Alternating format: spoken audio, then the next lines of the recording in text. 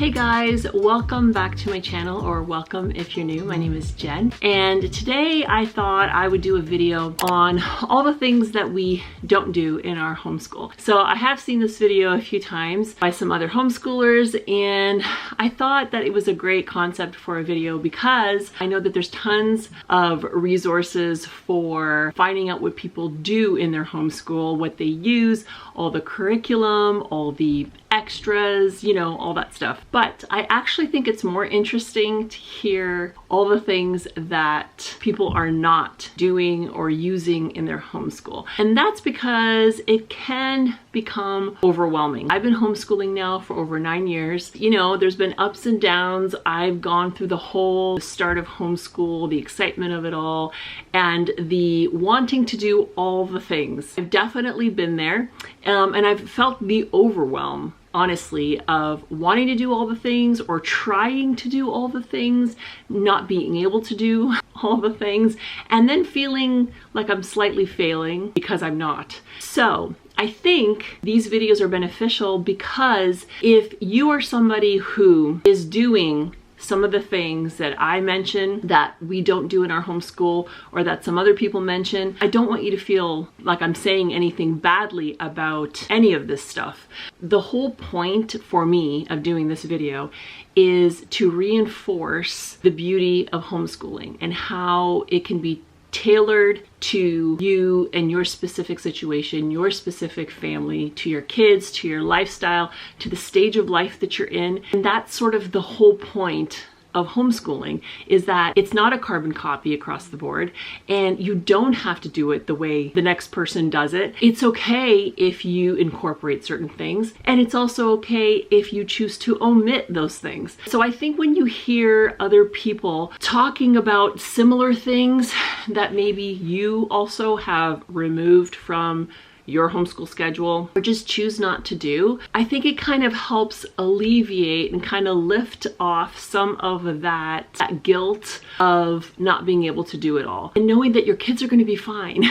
With that being said, that's what I hope you take away from today's video. And if you're new, I would love for you to subscribe and give this video a thumbs up. It really helps out my channel. Let's get into it. So the number one thing that we don't do in our homeschool is schedule too far in advance. I guess for the most part, I would say we don't really have a strict schedule. Basically, the way that I approach things in our homeschool, I actually did a video kind of talking about how I schedule our week and sort of looking ahead the different months, an overview of the year. But for the most part, I don't really go too far ahead in scheduling our days. At the beginning of the year, once I've sort of narrowed down what we're going to be using in terms of curriculum, as long as I can figure out how often I want to incorporate certain things into our week. So obviously there's going to be things like English and math that we will be doing every single day. And then everything else, for the most part, is a matter of just rotating through the week. Now, I like to look at our week more so than every single day. And what I mean by that is, let's say we are doing a unit study. I will probably aim to get to that twice in the week. I may loosely think, okay, let's do like maybe a Tuesday and a Thursday. Well, let's say we do our first, we do it on Tuesday, and let's say Thursday rolls around and maybe things kind of don't go as planned. Maybe we are taking a little more time with another subject, or we just decide to spend more time on something, or maybe the day is just not going very well. Maybe we're having some attitude issues. There's a lot of things that can happen, as opposed to forcing the time to do the unit study when it's going to be more of a heartache than anything else. I will just shift it over to the Friday. So basically what I'm saying is that I have a rough idea what we're going to be doing that week, and some things are just like a given that I don't really have to think about because it's just something the kids know we just do. I actually talked about in that video how I sort of do more of a reverse planning, which is general idea of what we're going to do that day, then I fill it in as we go, or I even fill it in after the fact.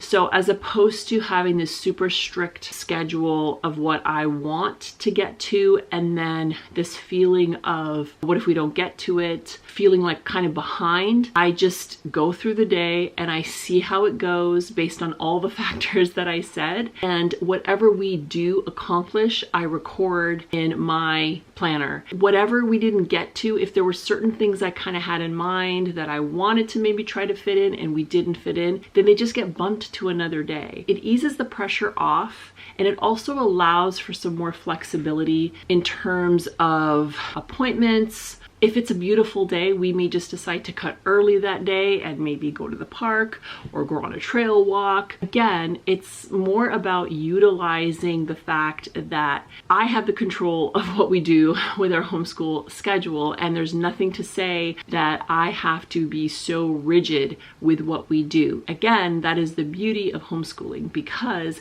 we can tailor our homeschool days to best suit us, as opposed to feeling like a slave to our homeschool schedule. Along the lines of that, another thing that we don't do in our homeschool is have a super strict start and end time to our days. Basically what we do is, we start off our morning with morning time, group time, morning basket, whatever you want to call it. And so we do all meet at our kitchen table and spend that, it's usually about an hour or so together, tackling different things as a group. The goal is to start at around 9 o'clock in the morning and then move on to individual work before we go on our morning break. That being said, I have some kids that are night owls. No matter what time I technically put them to bed, that's just their schedule. They've always kind of been like that, and they don't really fall asleep super early,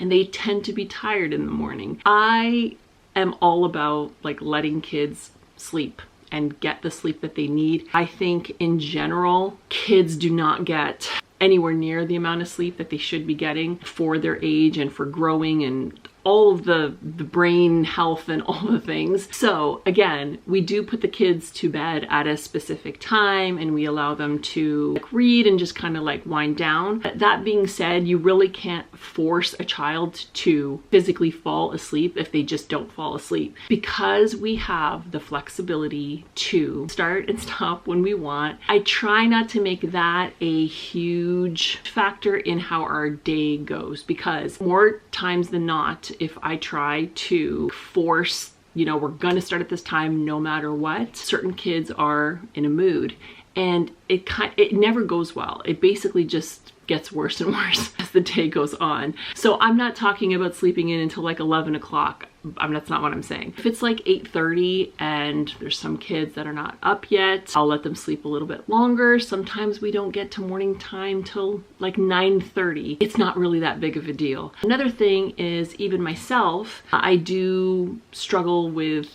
some chronic pain issues, and so a lot of times I don't have a great night, and it's hard to really know. It's kind of as we go, day by day.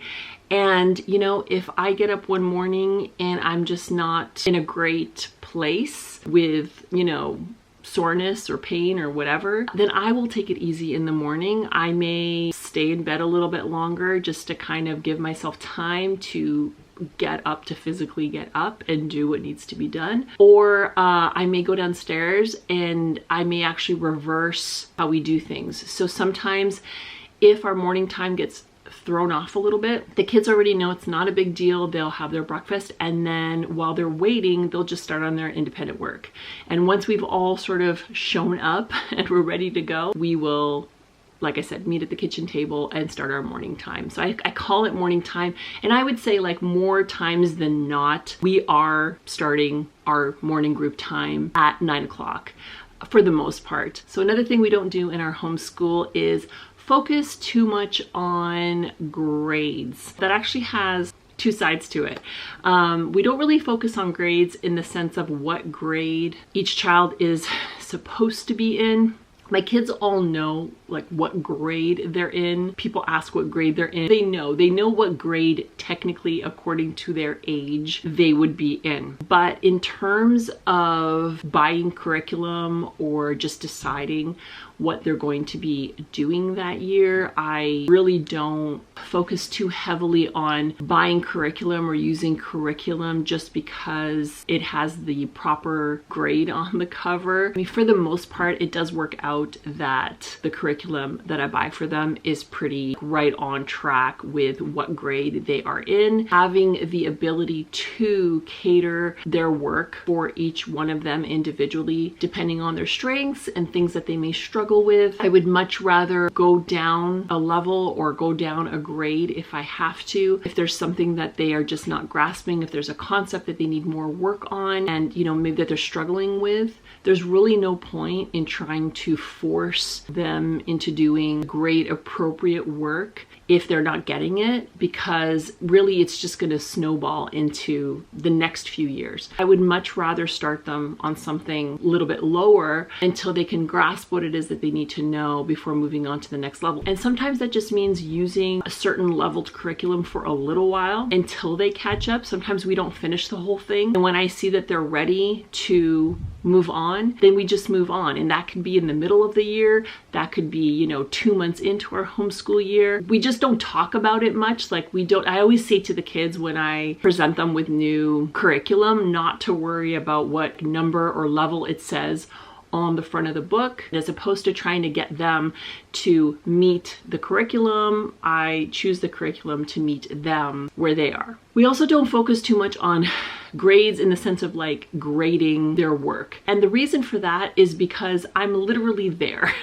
Like I'm with them the whole day. Even when they're doing their independent work, you know, I check their work. I'm always there either working with them, alongside them, or checking their work pretty much as soon as they're done. I don't so much grade their work as I check it, I correct it. If there's something that they need to redo or something that's just not up to par, they do it right then and there. They just fix it. So it's not so much, it's not like a test where it's like they do it and I mark it and then this is the grade you got. In terms of just like everyday work that they do for various subjects, aside from like teaching textbooks because of the format that it is, you do the lessons, you do a certain amount of questions, and then you do get a grade. But aside from that, unless we're doing like a quiz or a test, I don't like grade their work. I don't give them a number grade or a letter grade. It really is just, you need to do this work, and if there's mistakes, you correct the mistakes. So another thing that I know a lot of people can be passionate about, they're very passionate about whether they do or don't do. I've mentioned this in another video as well, but we don't do homeschool co-ops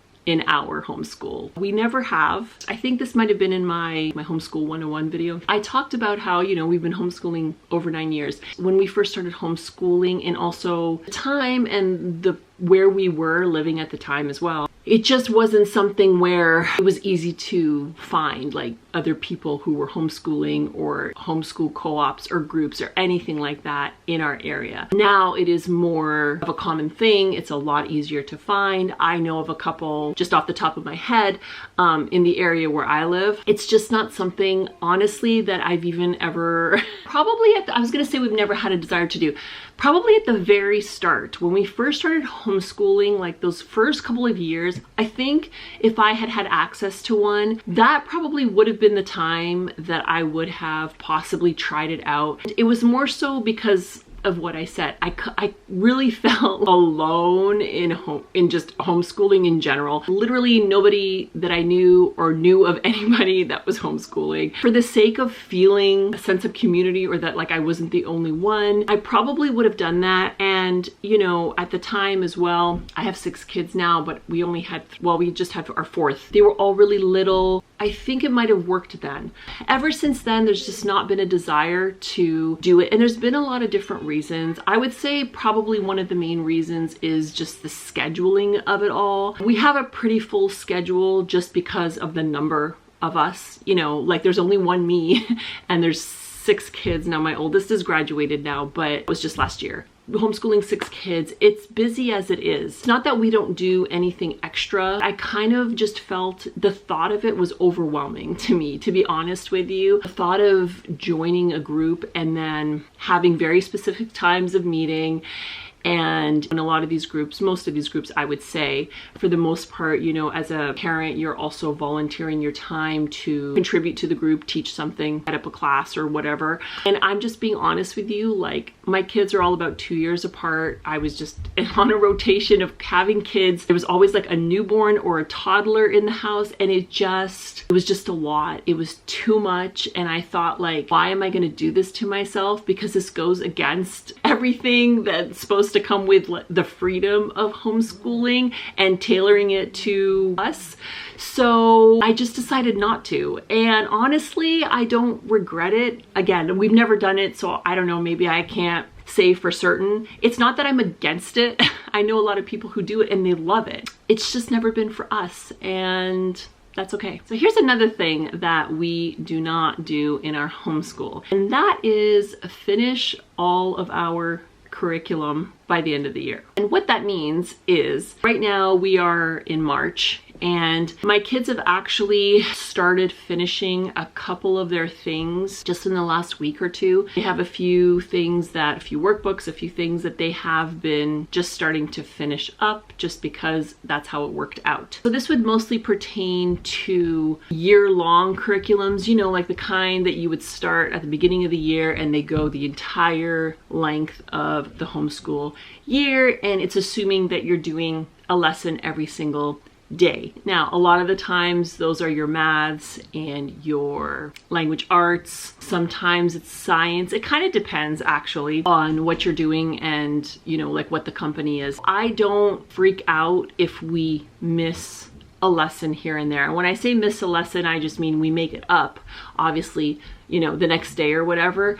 But let's say we have a short week for some reason, or if a child is sick for a couple of days, I'm not going to make them make up their missed lessons in the sense of like doubling them up or necessarily adding them to the end of the year. I used to be more worried about that at the start. I figured if they give you this many lessons, you need to do this many lessons. But you have to remember that each curriculum and each company, they do things based on a rotation or a schedule that they have planned out. We have some science curriculums, for instance, especially things like a Becca science or Apologia science. They are very intense programs. We don't do science every single day. Like science and history, we don't do those things every single day. We maybe do them 2, maybe 3 times a week. Because of that, we get to the end of the year and we have not finished the entire curriculum,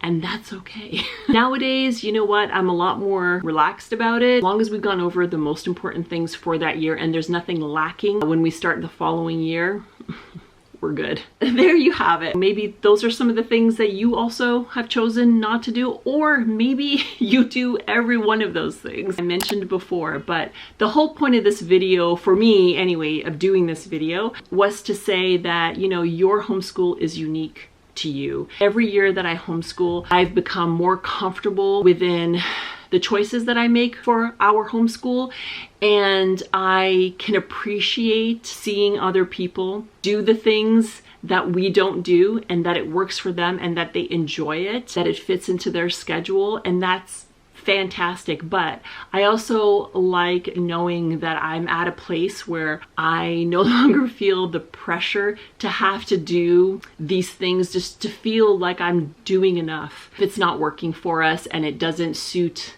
our family and our lifestyle. So I'm hoping that this video encourages you to just keep doing what you're doing. And, you know, again, we can't do everything. Sometimes we want to do everything and we just can't. You know, you pick the most important things and you get rid of the things that are not serving you or serving your children, because it's never worth it to try to do all the things and then it just causes chaos and stress, and you know, that's not beneficial to anybody. Leave me a comment, maybe let me know a couple of things that you don't do in your homeschool, or let me know if there was anything that I mentioned that you do or don't do in your homeschool, and I will see you guys in my next video.